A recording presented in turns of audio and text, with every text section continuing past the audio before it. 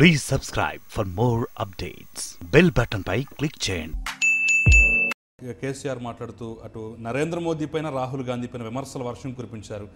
నరేంద్ర మోదీని అయితే ఒక సర్పంచ్ లాగా మాట్లాడుతున్నా, ప్రధానిలా కాదంటూ కూడా కామెంట్ చేశారు. అయితే ఆయన చేసిన కామెంట్లో ఒక ముఖ్యమైనది ఏంటంటే మోదీ రాహుల్ గాంధీ నన్ను చూసి భయపడుతున్నారు, నేను ఢిల్లీకి వచ్చేస్తానేమో అని చెప్పేసి.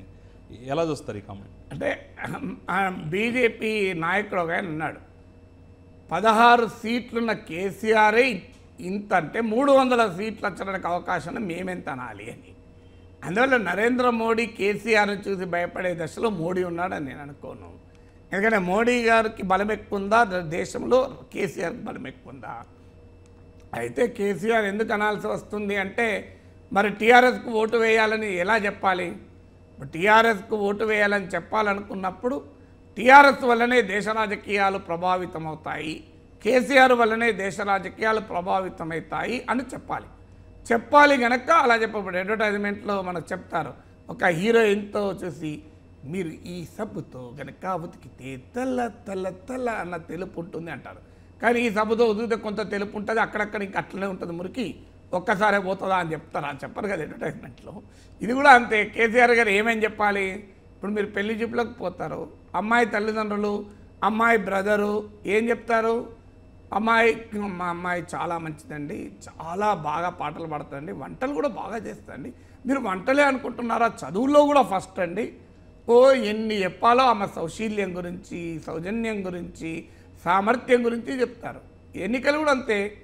పెళ్ళిళ్ళలో కూడా మార్కెటింగ్ చేసుకోవాలన్నట్లు ప్రొడక్ట్ మార్కెటింగ్ లాగా ఇక్కడ కూడా పార్టీ మార్కెటింగ్. అందువల్ల టీఆర్ఎస్ని ఎలా మార్కెటింగ్ చేసుకోవాలి కేసీఆర్? అసెంబ్లీ ఎన్నికలు అయితే చాలా క్లియర్ మార్కెటింగ్, కేసీఆర్ ముఖ్యమంత్రి కావాలా వద్దా క్లియర్. ఇక ఆ మార్కెటింగ్ చాలా పవర్ఫుల్ మార్కెటింగ్ అయిపోయింది. కానీ ఇప్పుడు జాతీయ ఎన్నికలు, మోడీ, రాహుల్, మరి కేసీఆర్ ఎక్కడ?